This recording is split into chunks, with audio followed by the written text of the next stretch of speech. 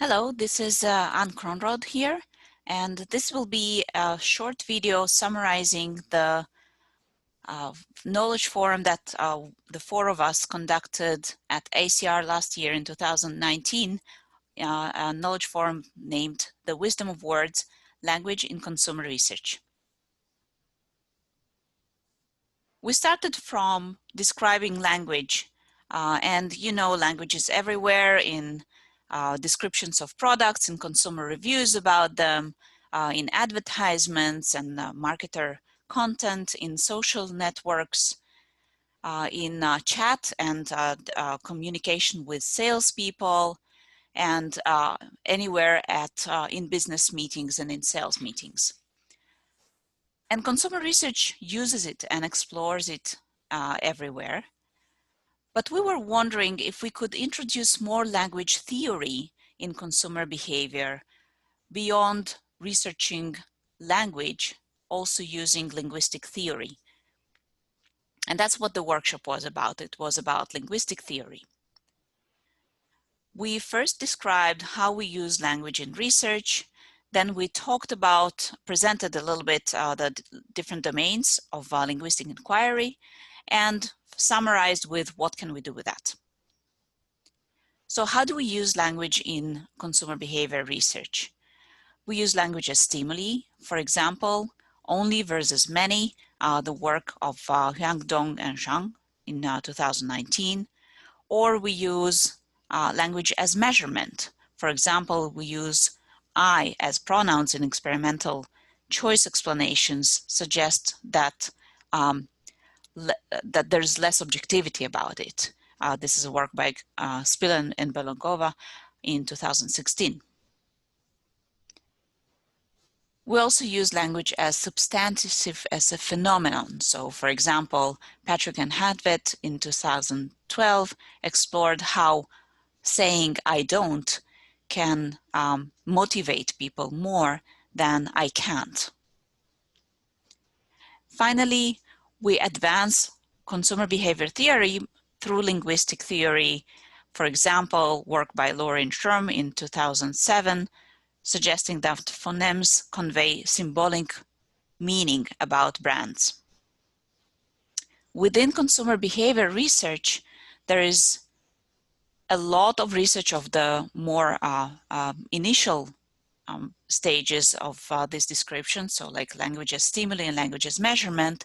And as we approach advancing consumer theory via linguistic theory, we get less and less of this sort of research, and that's what we were hoping to develop in this forum.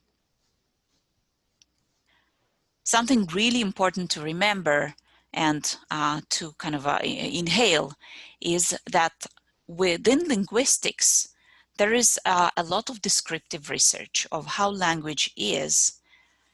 But within consumer behavior, if we use linguistic theory, it can help us make predictions, which is an opportunity for researchers, of course. There are four main domains of linguistic inquiry, and we're going to go through them real fast in this presentation, in this video. First, phonetics, the sounds and the letters of words. For example, we learned from Malio et al. In 2014 that back versus front vowels evoke abstract versus concrete construal, which translate into goals and product attributes.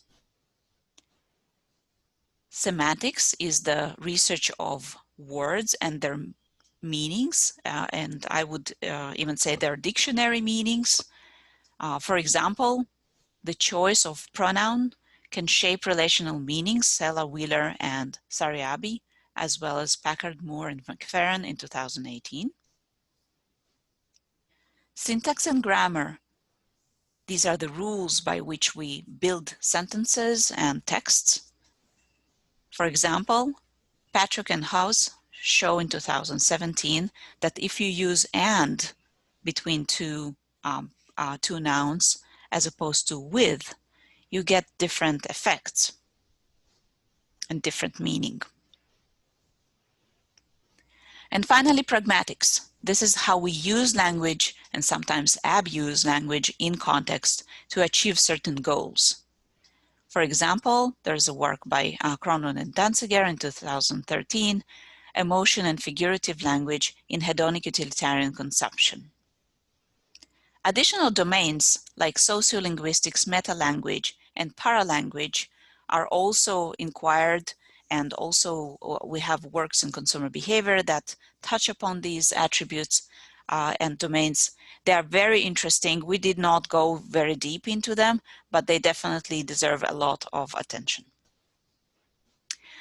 These are just slides that describe how we conducted the workshop. For example, we combined phonetic theory, consumer behavior theory, and various contexts in order to collaborate and think about ideas for research. We did something pretty similar with semantic information and various behaviors. This is just an example of a working sheet that we used. And with pragmatics, we also developed various theoretical suggestions.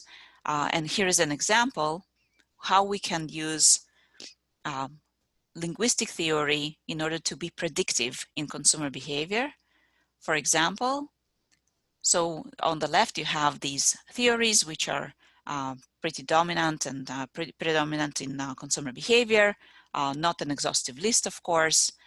On the right, you have theories or domains in linguistic inquiry, and combining these two together, we came up with this idea that brand names that use sounds that are less frequent in the language, for example, the sound g, are better remembered. This is just a suggestion that came up from working with these different domains. Thank you very much. We're going to stop this video at this point.